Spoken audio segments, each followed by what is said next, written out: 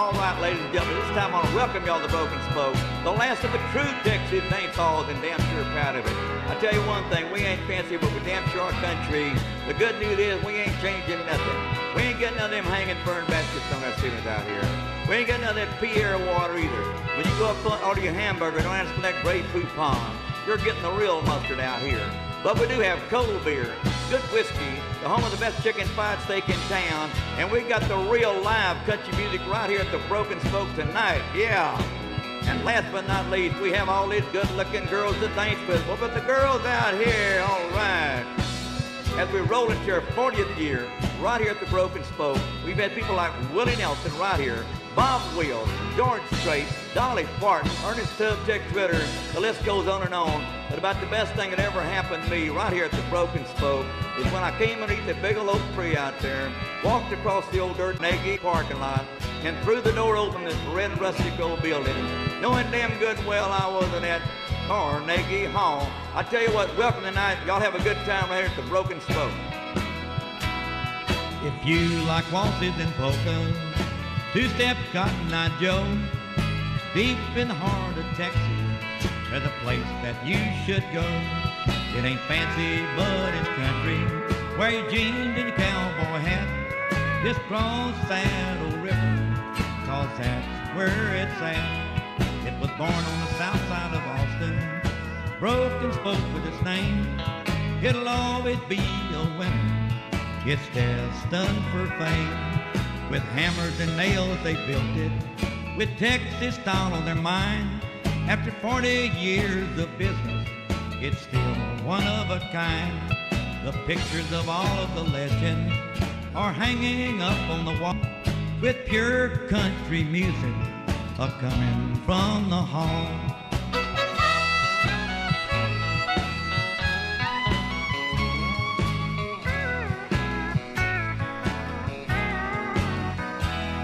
You can take all your rock joints and discos, you know where they can go.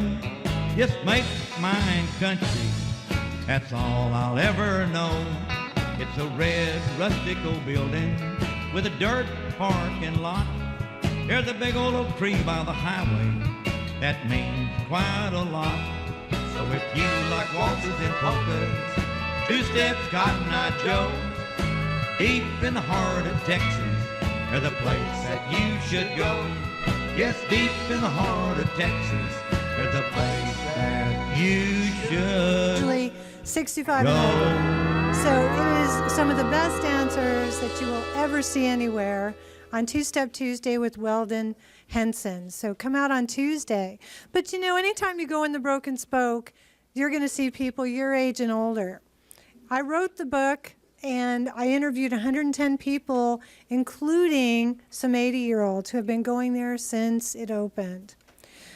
My name is Donna Marie Miller, and I'm so happy to be here in beautiful Marble Falls, and it's not raining outside. Praises for that. And I want to tell you that Mr. James White, the owner of the Broken Spoke, had intended to come today, but he does have a family emergency. Maybe you've seen in the news or on Facebook that his daughter Jenny is in ICU and is fighting for her life. We're hoping and praying that she's going to have a full recovery. But you know, usually when I come to these things, people often want to ask a lot of questions, but I'm going to tell you a little bit of story about the Broken Spoke, about my book, The Broken Spoke, Austin's Legendary Honky Tonk, and then I'll open it up for questions. Does that sound good? In the meantime, we have a slideshow that should be running. I know that it is sort of stuck on the Broken Spoke picture, but there's about 60 or 70 pictures from the book, and it'll show you while I talk. So you don't have to stare at me. This is more entertaining here, and it'll just run through as I talk. In 1964, James White just got out of the Army, and he wondered what he was going to do with his life. And he knew that Texas was alive with dance halls and honky-tonks all over the country because he had grown up in Oak Hill right outside Austin. He was a third or fourth generation Texan, and his family were known to be Texas Rangers. He didn't want to go into law enforcement. he decided that his honky-tonk education that began when he was 8 years old, going to honky-tonks with his parents and dance halls, really gave him an idea of what kind of place he wanted to make for himself and his family. So he built the Broken Spoke to look like it was built in the 1940s rather than being built in 1964. And that's Willie Nelson, clean-shaven, with short hair and a turtleneck. He started playing at the Broken Spoke in 1968, and he played at the Broken Spoke all the way through the 90s and into the 2000s. And he still occasionally will show up. He will play private parties there, and he will show up occasionally and play at the Broken Spoke. So he was one of the original beginning people that started at the Broken Spoke, but there have been so many. He had his band, The Record Man, there playing at the Broken Spoke in 1968, 69, 67, before he became a legend that he is today. But Ernest Tubb played at the Broken Spoke. Bob Wills and the Texas Playboys played at the Broken Spoke. And you all remember Bob Wills. Many people younger than us don't really know who Bob Wills was. But Bob Wills became famous by a radio show that he had in Oklahoma, in Tulsa, Oklahoma. And he began playing in different barns and dance halls across the country in Texas and Oklahoma. And he heard about this place in Austin called the Broken Spoke.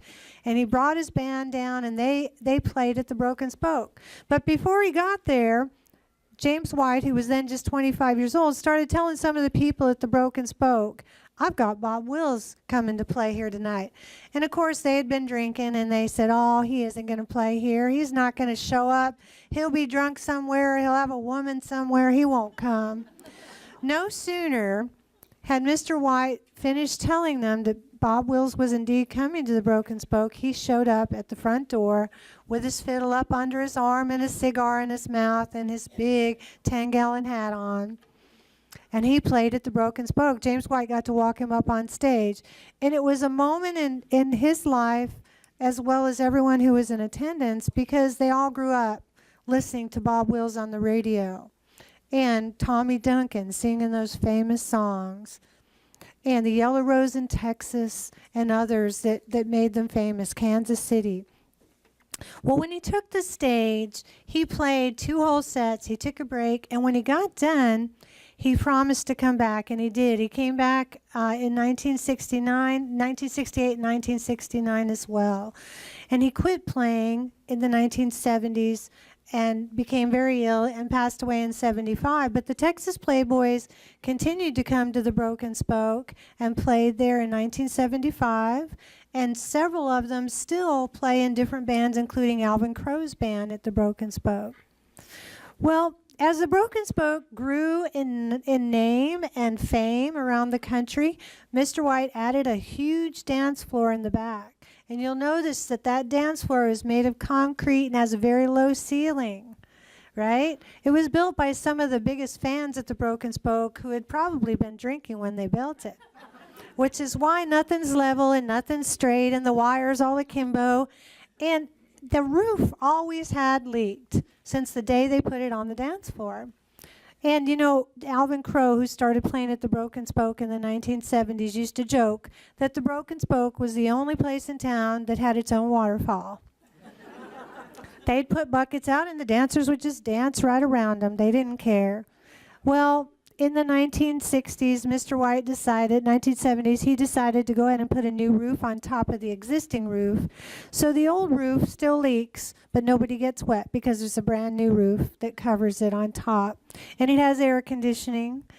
Unlike Green Hall, you know, they used to have the flaps that opened where the air could come in and cool off some of the dancers. But they put in air conditioning in the 70s as well. The 70s were considered the heyday of the Broken Spoke. Not only the Broken Spoke, but a lot of places in Austin.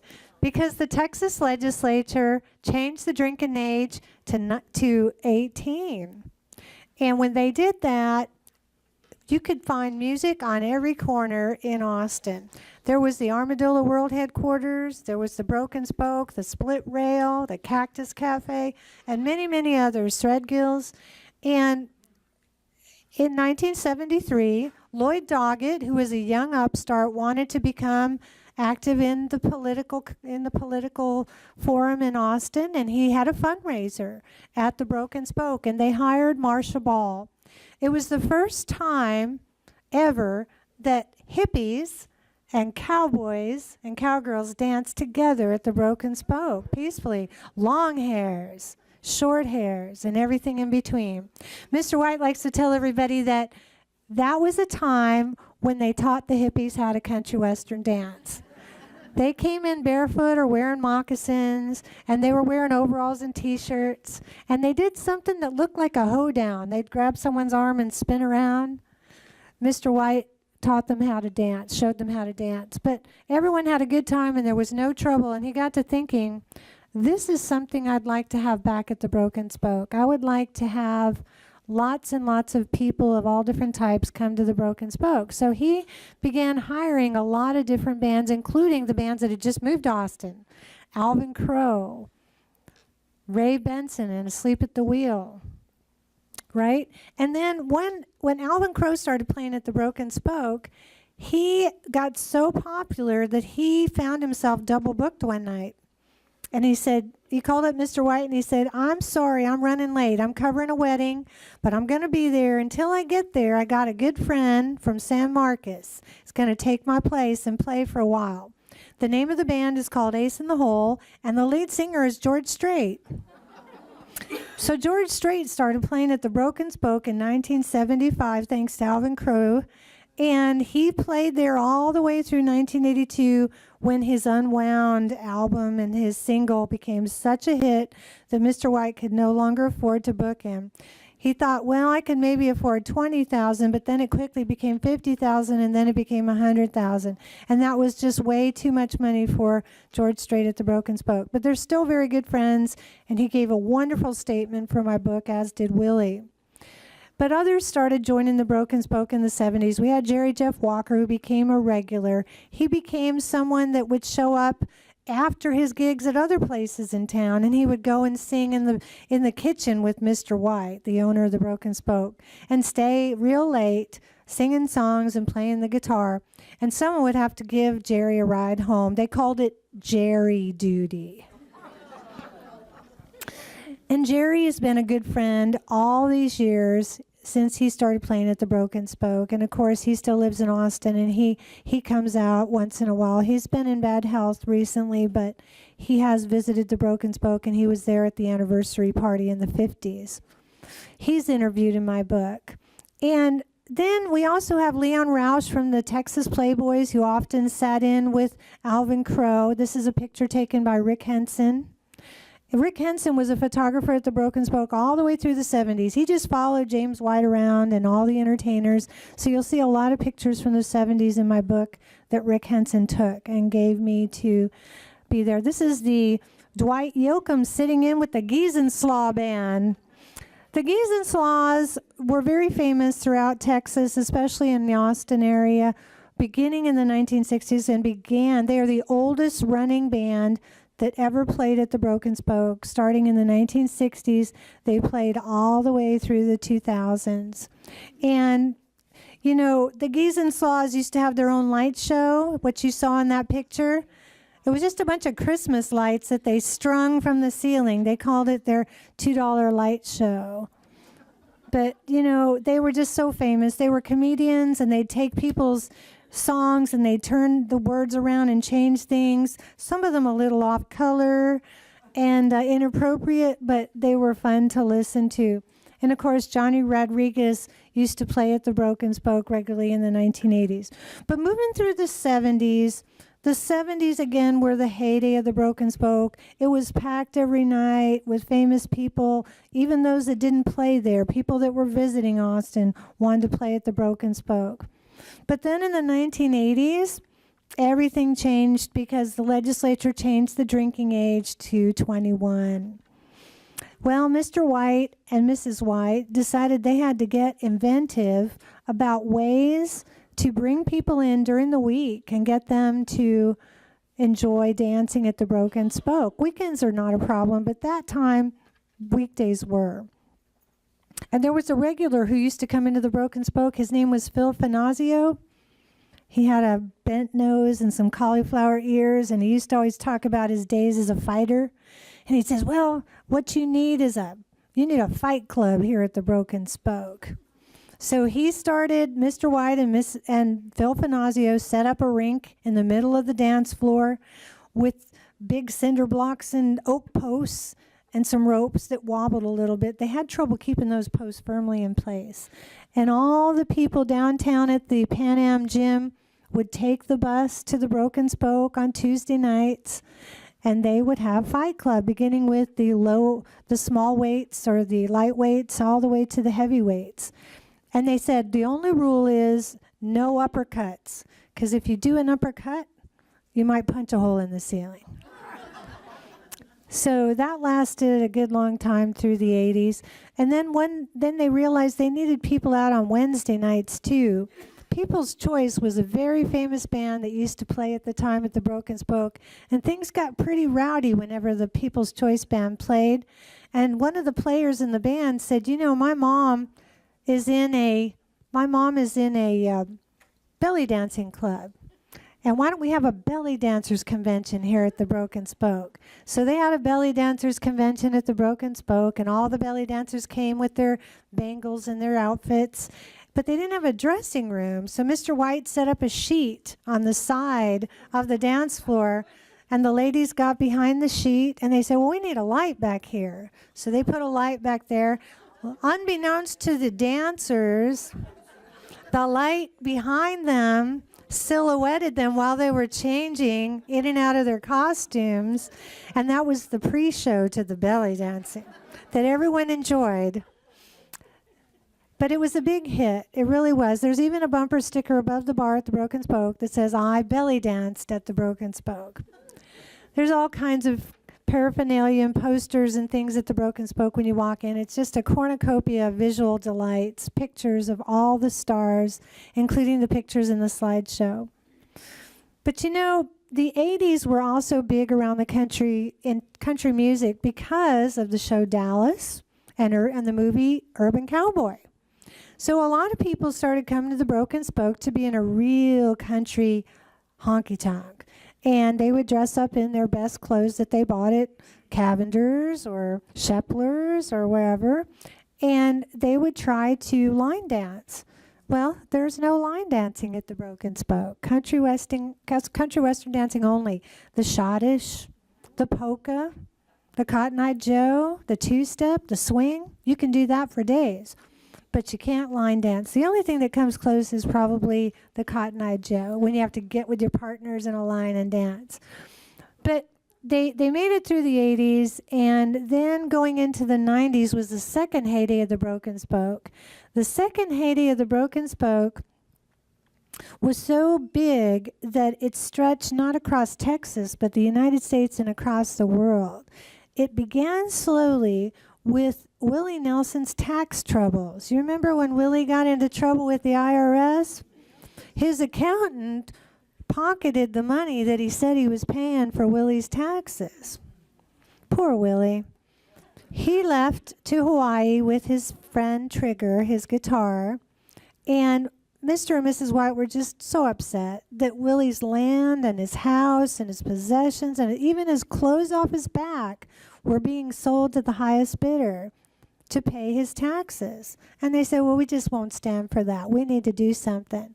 So Mr. White, in his own loving way, put a 5-gallon pickle jar on the bar at the Broken Spoke and said, posted this little handwritten sign. There's a picture of it in my book. It says, where there's a Willie, there's a way.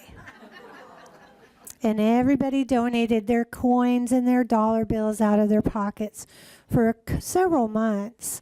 And at the end of several months, we can't say exactly how much money was donated, but it was very close to $10,000. They donated it out of their pockets, and Mr. White took it, and he gave a check to Lana, Willie's daughter, to give to Willie in Hawaii. Well, when Willie received the package, as he called it, he even called Mr. White and said, thank you for the package, just in case they were being recorded. Thank you. I received the package that you sent today, and I want to thank you from the bottom of my heart. And he said, I would like to come out to the Broken Spoke for Christmas and bring a few of my friends, including Chris Christopherson. So they came out to the Broken Spoke, and pretty soon everyone heard that Willie was there, and all the friends, Jerry Jeff Walker, Alvin Crow, all of them showed up and got to play, and Joe Ely showed up and got to play with Chris Christopherson on stage. And the media was there, and they filmed it. But you know, in the interim, between the time that Mr. White began collecting that money and the time that Willie came home for Christmas, people really and truly began contacting several media outlets, CNN, ABC, CBS, NBC, all of them showed up, even CNN, and entertainment magazines, you wouldn't even expect, started showing up and interviewing him. He had more interviews than he'd ever had before. That's when he started dressing in his sparkly suits with all the rhinestones on him and his Gene Autry scarf and looking so authentic. And people all over the world, the wire services, AP Wire, went all over the world. And people started writing to Mr. White, sending money for Willie. And they even got letters from the Birmingham jail. They got letters from a little community on the reservation in New Mexico. And one of the letters said, well, me and Ma don't have much money, but if you come and stay at our house, we'll feed you right and we'll let you drive our old truck. It was so sweet. And so Mr. White considered himself Mr. Willie Nelson's mailman during that time, because all those letters went back to Willie.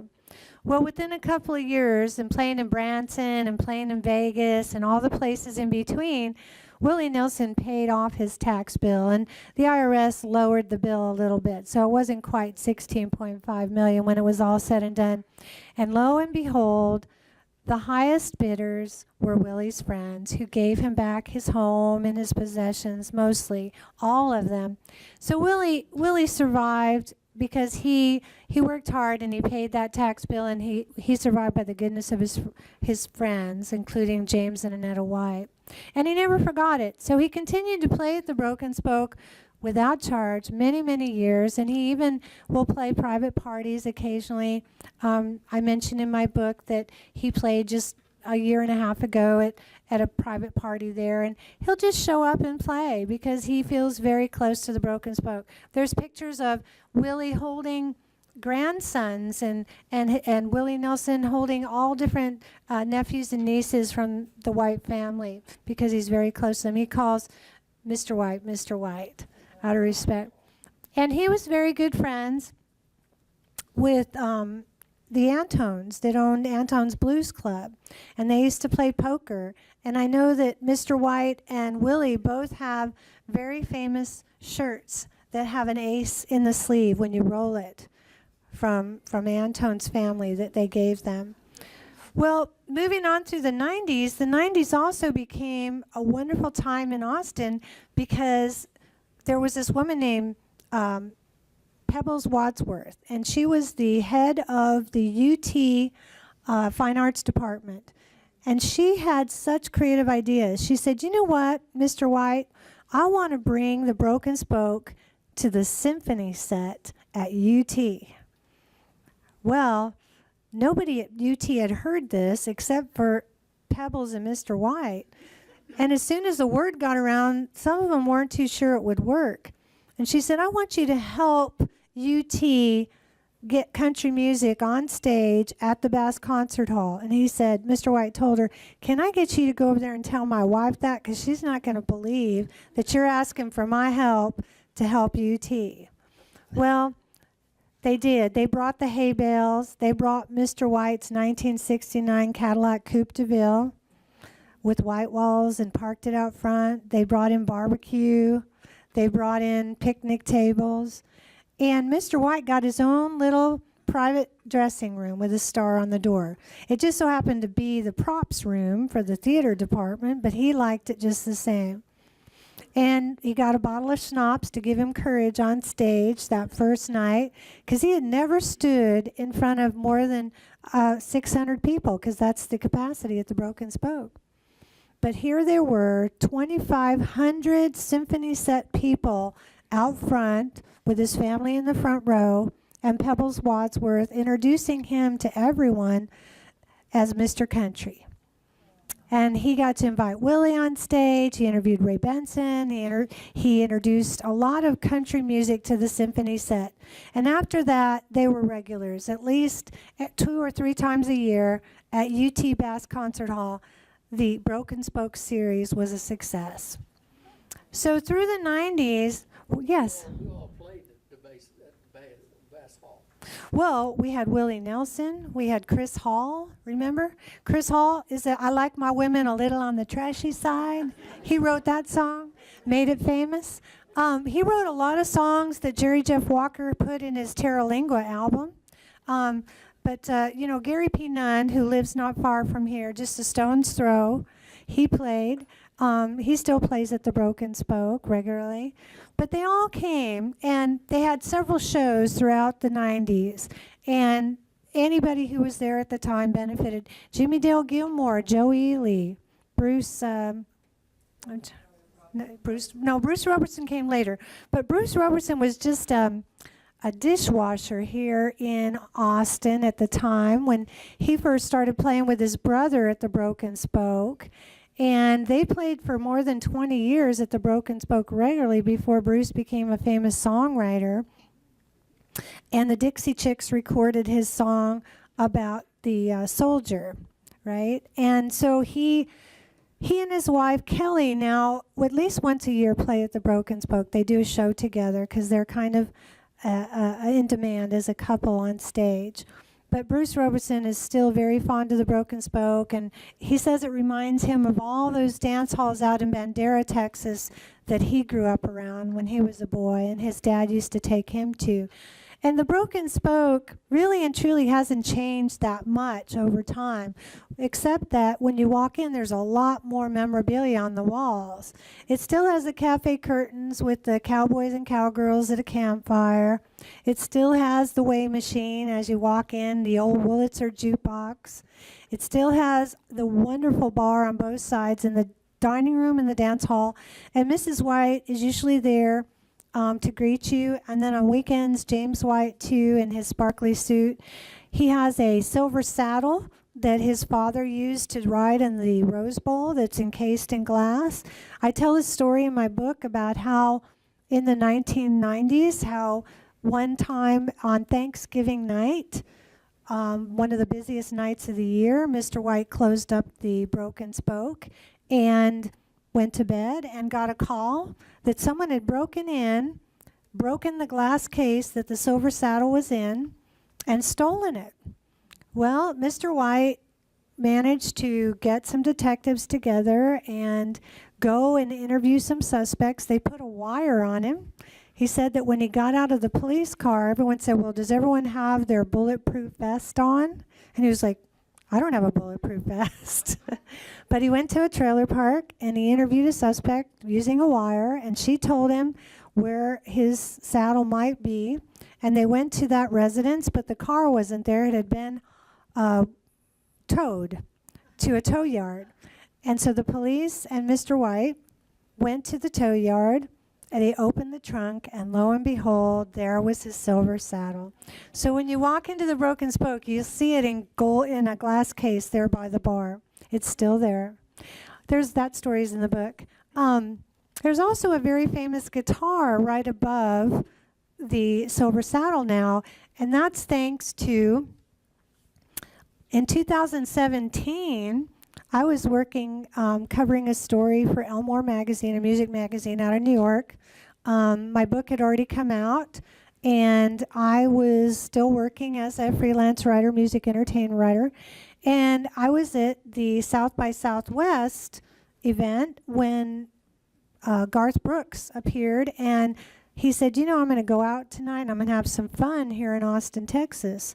And about 10 o'clock, he tweeted an image of a Broken Spoke. And I was having a dinner party at my house. I had about 12 people sitting at my table, and I said, I've got to go.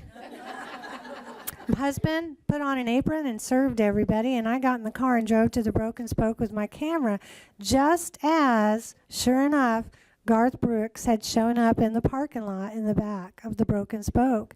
And Mr. White had been sworn to silence. He hadn't even told me, but I just guessed because I'd been working all day at South by Southwest. And I got right up front, and I made a video, and I took pictures of him. Mr. White and Garth talked a lot, and Garth said, you know, if there had been places like this when I started playing, I never would have left. And he played 45 minutes, all of his hits and some others, just him and his Takamine guitar on stage. It was wonderful. And I'm sure we broke fire code that night. There were more than 600 people in the Broken Spoke. You'll see some of the pictures online.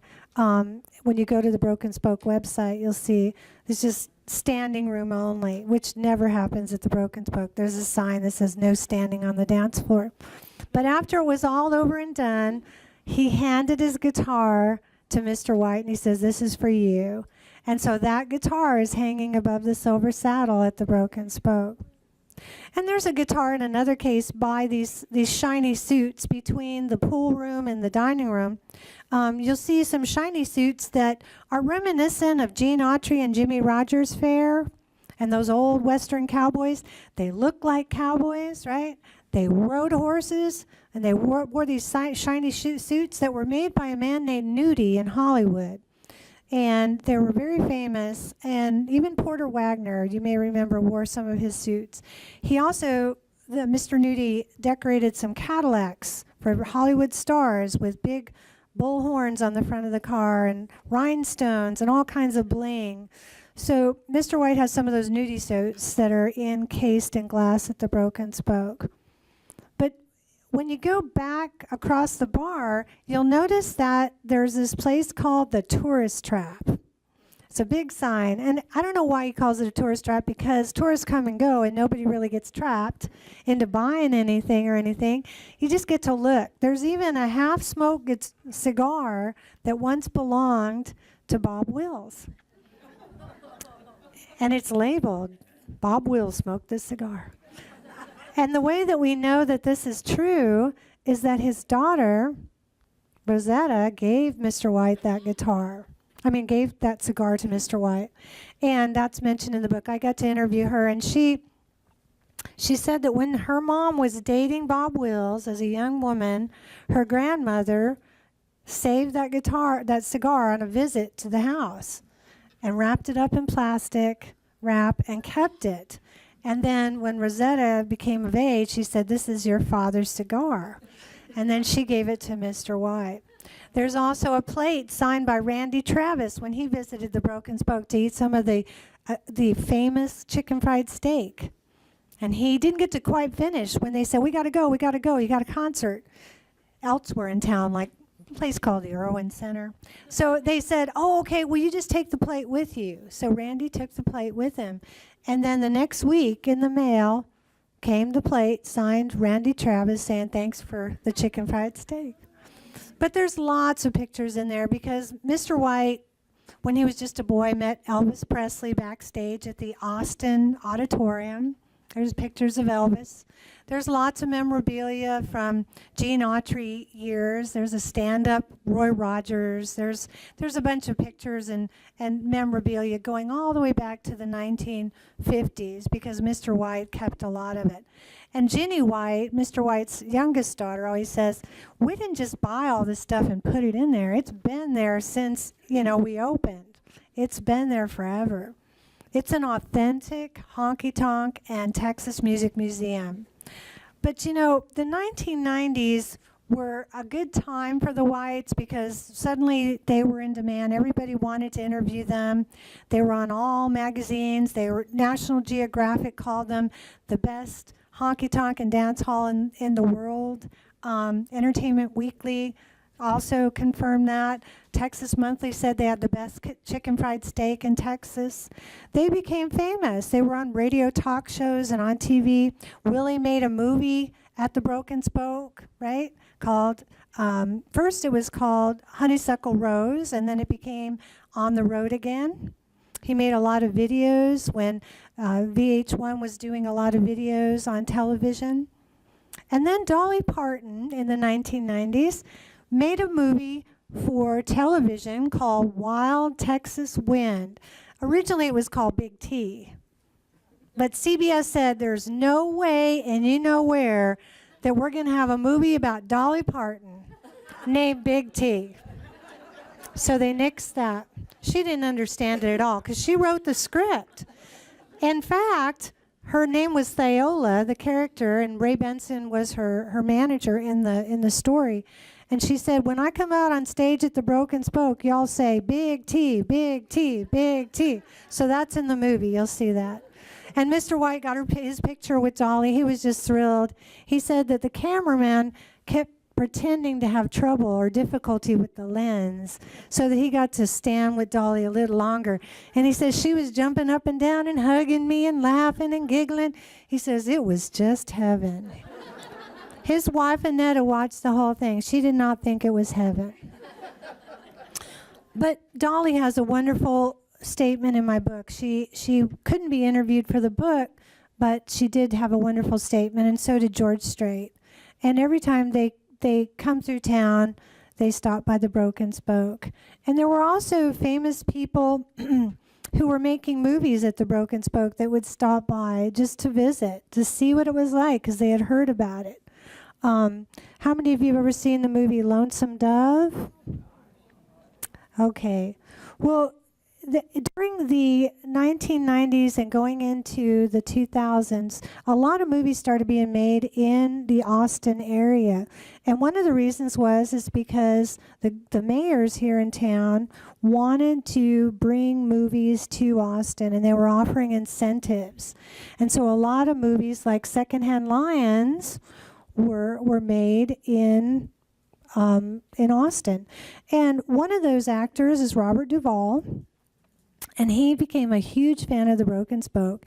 And he's had a lot of different wives, but his current wife is Italian and likes to dance and likes to do the polka.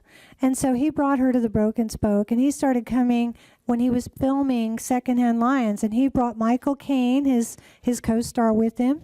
And the little boy that was in the movie is also and pictured at the Broken Spoke. And he still comes back. Robert Duvall is a regular at the Broken Spoke. He has his birthday party, a private party there almost every year.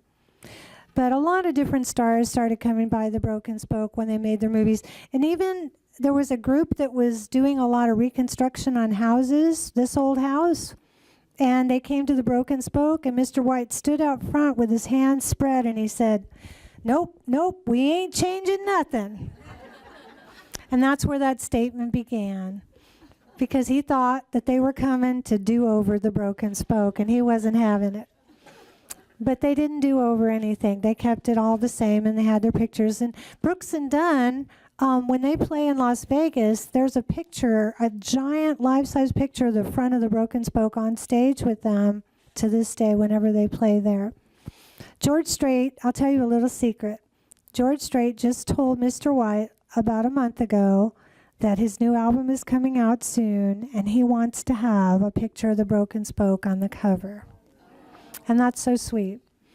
But you know, so many stars have found a home at the Broken Spoke or begun their careers there. Jack Ingram began there. Pauline Reese began there. I mentioned in my book that Pauline Reese is the only star or any other person who rode a horse into the Broken Spoke. She rode her horse Blue up the back door, through the back door and onto the stage as part of her video and her promotion for her album when it came out in the 1990s. She started playing when she was 16 years old at the Broken Spoke. Jack Ingram started playing at the Broken Spoke when he was just a nobody too. And he didn't have to play in the front room, the dining room first. He went right to the stage. Dale Watson started playing in the 1990s at the Broken Spoke and still plays there once a month, even though he just recently moved to Memphis. Yeah, but he does play at the Broken Spoke a lot. You know, he was one of my favorites, truthfully, interviewing in the book, because he's such a character. He's so funny on stage. You've ever seen him play on stage? He tells a lot of jokes. He's also an ordained minister. He's also married people on stage at the Broken Spoke. I'll tell you about that in just a second, but it's funny, when I interviewed him, I said, well, I always see you drinking Lone Star beer when you're on stage. He drinks a lot of Lone Star beer. And he says, well, that's how I wrote that song, I Lie When I Drink. And I drink a lot. And I said, well, why do you like Lone Star beer so much? He says, it's a magical elixir. It whitens your teeth. It whitened my hair. It makes my skin so young and pearly. And he says, and it makes you so virile. And it'll make you live forever or your money back. So I put that in my book. And Jason Roberts started playing at the Broken the Spoke in the 1970s as just a young teenager. He would go to school every day, and at night he would play with Ray Benson and Asleep at the Wheel. And now he has his own band, and in 2014 came out with his own album. But the Broken Spoke has just been home to so many people. I was going to tell you this story about Dale Watson performing marriages. There's a couple in my book that I interviewed, and I said, well, why did you get married at the Broken Spoke? And they said, that's where we met. And we have an automatic audience for our wedding. We don't have to invite anybody. Everybody wants to go to the Broken Spoke. So they got on stage, and Dale Watson married them. Do you pronounce, I pronounce you man and wife. He says, let's go out to my trailer and we'll sign the papers. So they went out to the trailer, and they signed the papers. And then Dale said, you all just stay right here and drink your beer, and I'm going to go back and play a set. And they said, okay. And he says, then I'll introduce you as Mr. and Mrs. in a bit. And they said, oh, great, that'll be good. So he came back on stage, and he goes, they're out there consummating. And they'll be up here in a minute, or maybe two. And so they came on stage, unbeknownst to them. They didn't know that Dale had said that. And everyone was cheering and hooting and hollering and saying, how was it, And they didn't even know. They just thought they were happy for them that they got married. Until later, someone spilled the beans and told them. But Jack Ingram began playing at the Broken Spoke too, actually earlier than 2005, but he played in other people's bands. He played as himself as the star in 2005, and he's written and performed some songs about the Broken Spoke, and he's very, very fond of the Broken Spoke. So moving into 2000, things were going so well. And as always, when things are going well, things are about to not go so well, right? So in 2000, the owner of the land where the Broken Spoke sits, he died. Jay Johnson. He was a city council member, and he was the man who originally said that Mr. White could build the Broken Spoke there in 1964. That land had been given to Jay Johnson, and it could not be sold in lots. It could only be sold as a whole. So all of Jay Johnson's family, his 4 kids who were adults, began to look for a buyer who would not scrape off the Broken Spoke and would keep it intact on the land that they owned. It took 10 years. And in those 10 years, you can imagine not knowing drove Mr. and Mrs. White to severe illness. Mr. White had heart trouble. He got a pacemaker twice. Mrs. White got breast cancer. She's a survivor today. She had a mastectomy. She went to her doctor, Dr. Young, and she said, just tell me the truth. If I'm going to make this, I don't have any insurance. We're paying for this out of our pockets. Just let me know if it's worth it to fight or not. And he says, definitely worth it to fight. And she's still going strong today. As Ginny likes to say, Ginny White always says that Mrs. White kicked cancer's ass. But they all survived, and in 2010, the family finally sold the land to Riverside Resources. And Riverside Resources did nothing with the land. They just paid their debt, and 2 years later, sold the land to Transwestern developers. And they're the ones that built the high-rise, multi-commercial, and residential real estate known as the 704 beside them. Right now, the Broken Spoke is squeezed between them like the Stuart Little house with the concrete and steel on both sides. Mr. White likes to say, we're more like the Alamo. He says, we're still here, and we still look the same, and everything around us is growing and growing. And you step inside the Broken Spoke, Mr. White always says, you damn sure well aren't at Carnegie Hall, right? And he has that in his Broken Spoke speech that has been said every single weekend almost since the 1970s. He gets up, and then people have been coming to the Broken Spoke so much that they know the speech so well, they recite it in unison with him so that the words Carnegie Hall is shouting from all corners of the Broken Spoke. It's really touching. In 2010, after they sold to Riverside Resources, and then 2012 they sold to Transwestern, Josh Delk began building the 704 next door, and he invited the Whites to see what he was doing as he was building, and he said, I promise we're going to cherish the Broken Spoke. These people that move in are going to want to live here because you're here. And he really, really got a sense of community from people around them. But the movers and the trucks, you know, the big dirt movers that came in, they often blocked the entrance to the Broken Spoke. It's just a dirt parking lot to this day. So people had to walk far to get to the Broken Spoke for lunch because it's open every day at lunch except Sunday and Monday. But people came, and they helped it stay afloat during those times. In fact, a few times, Mrs. White drove up in her Cadillac, and she said, you guys are going to move those movers, or I'm going to move them myself. She's a tough cookie. And she did. She parked her Cadillac in front of the movers and went into the Broken Spoke every day and worked. And they survived. And then in 2014, their youngest daughter, Ginny, suffered from a pulmonary embolism and nearly died. And people chipped in. People were given their time and their money and their effort to keep the Broken Spoke afloat, and they made it through that. And also in 2013, I started writing my book about the Broken Spoke. I had been visiting the Broken Spoke since 1982, and I knew that somebody had to treasure the Broken Spoke as much as I did. And there was this woman named Brenda Mitchell who had been visiting the Broken Spoke even longer than me. And she said, I'm going to do a documentary. And I said, well, that sounds good. And I was teaching at Bowie High School in Austin. And one of my students was Molly Montague. And Molly Montague was, just like all my students, was asked to write a script and do a little mini documentary about the Broken Spoke, a little 5-minute documentary. And so she said, why don't you come with me and run sound and lights? So I went with her, and Mr. White and I hit it off. And he said, I've always wanted a book about this place. And I said, I can do that for you. I'm going to be unemployed. I'm going to be retired from teaching in about 2 weeks. So that's how I started.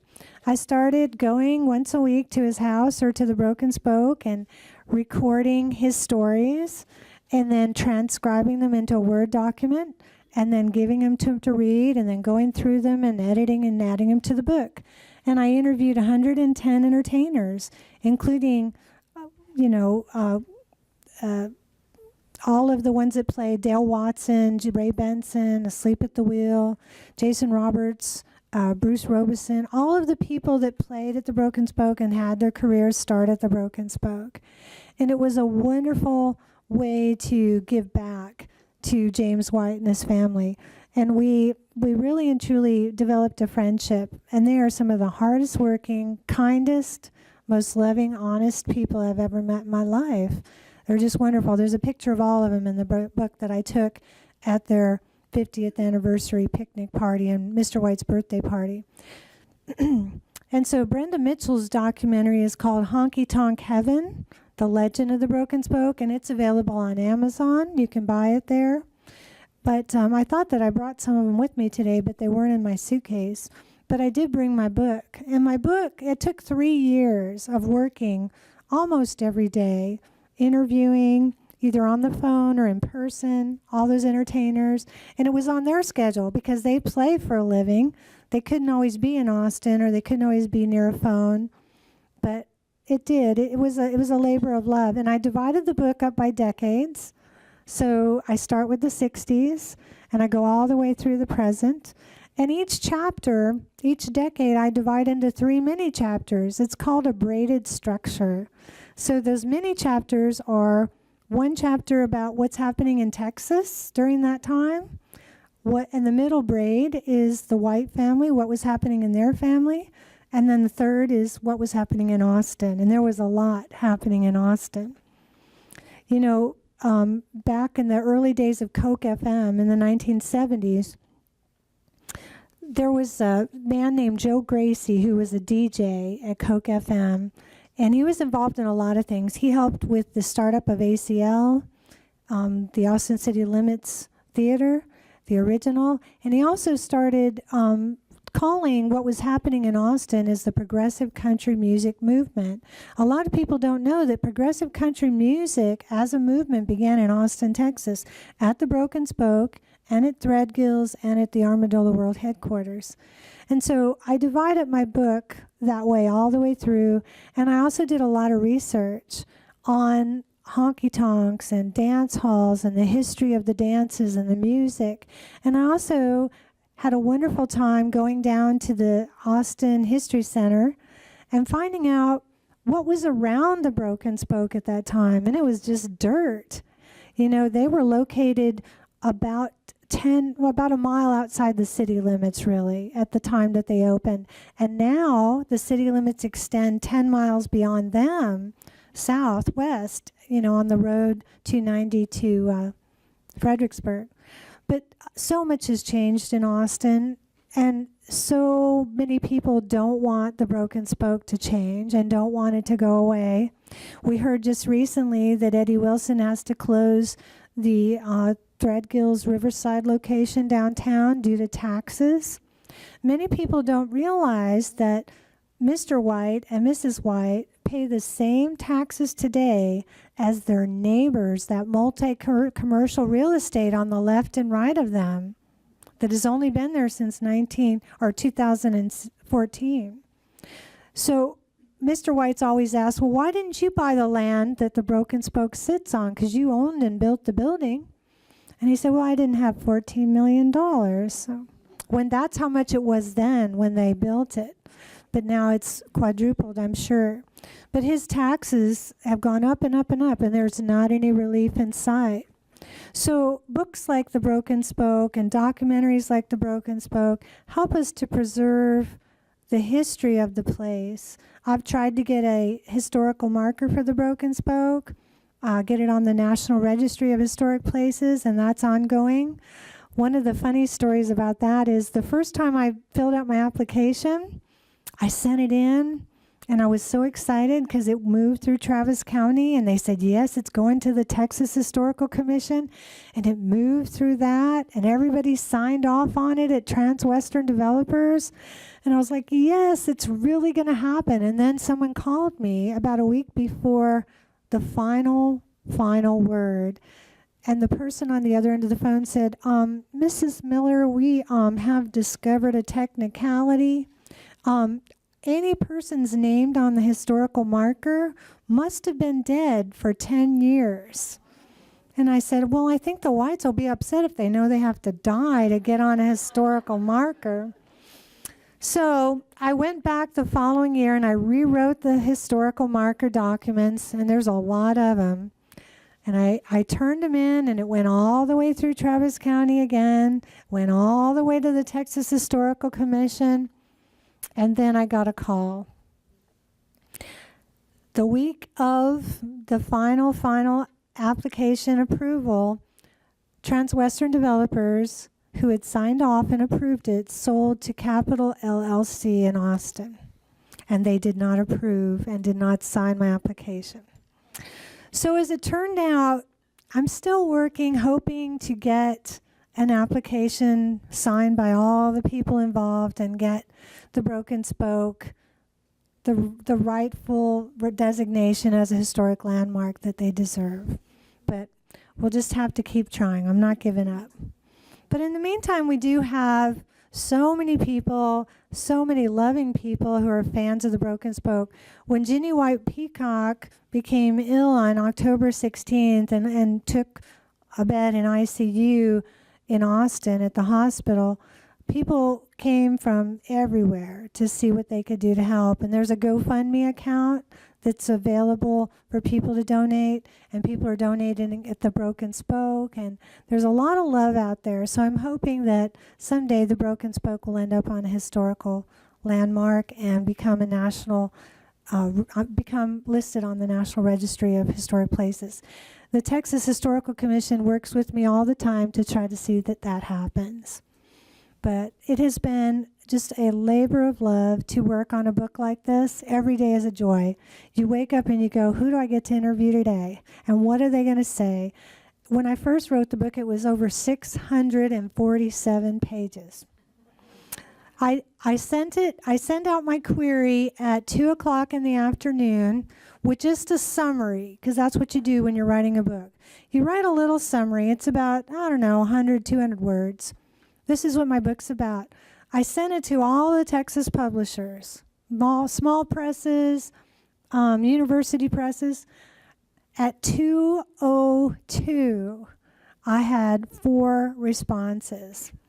And it was really great because they were just like, how can I get a copy of this book?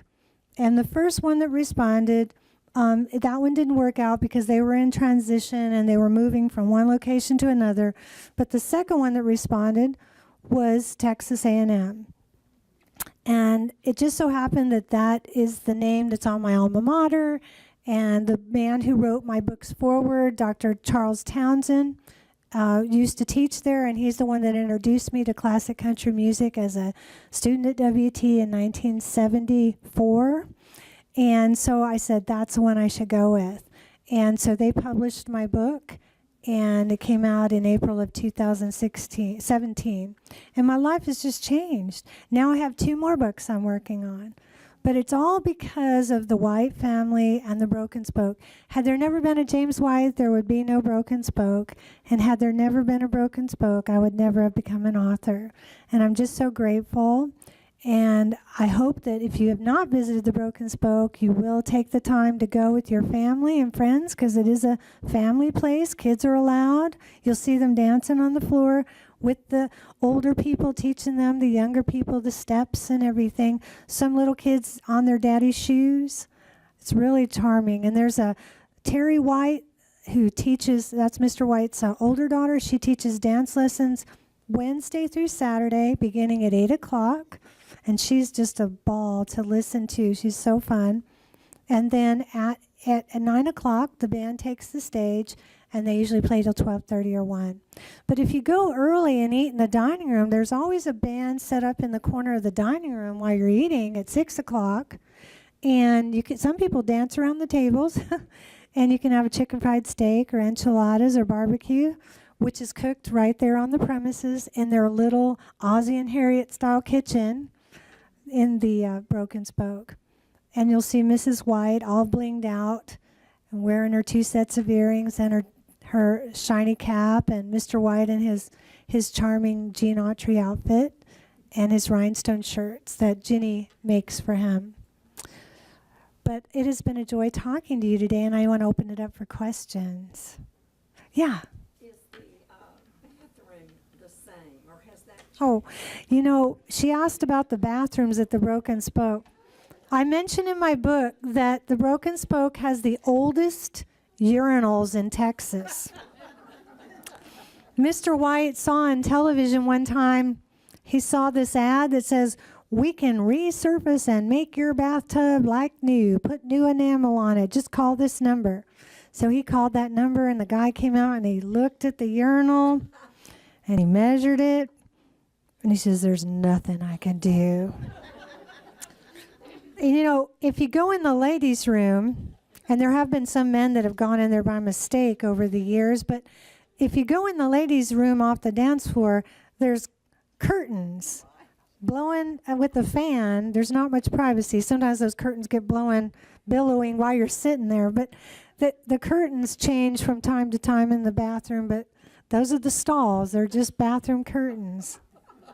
It's kind of scary, but everybody gets along. And then there's 2 bathrooms in the dining room that have a door that locks. And everyone wants to go in the women's bathroom where there's pictures of George Strait all over the wall.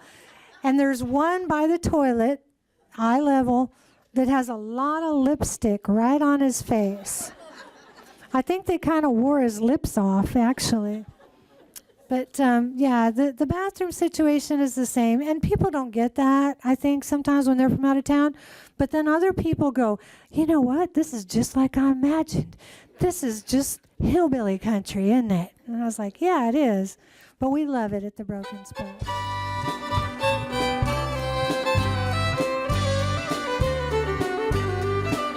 You gotta dance with who brung you, swing with who swung you, live, love, laugh, have a ball. For tomorrow she'll find you and be right beside you. She'll never do you no wrong. It's a rough world that'll grind you, it'll package and bind you. You think it'll never end. All the problems of life, all the trouble and strife, it's either break or bend. You gotta go with who brought you, do with who taught you. Don't make the same mistake twice. 'Cause if you dance with who brung you and swing with who swung you, things will be just right. Now you can be serious and drive yourself delirious, worrying about the problems and bills.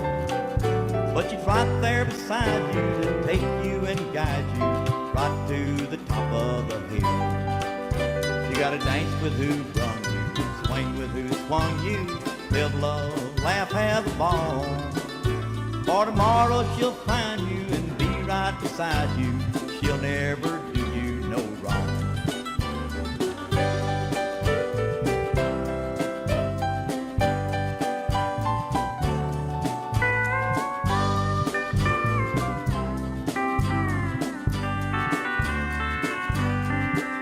You gotta do your part right from the start. Some can't carry their share. With your back to the wall, always on call, she'll always be right there. It's a rough road to follow. There's bends and there's hollows, there's red lights along the way. But if you dance with who brung you and swing with who swung you, she's gonna make her day. You gotta dance with who brung you, swing with who swung you, live, love, laugh, have a ball. For tomorrow she'll find you and be right beside you. She'll never do you no wrong. For tomorrow she'll find you and be right beside you. She'll never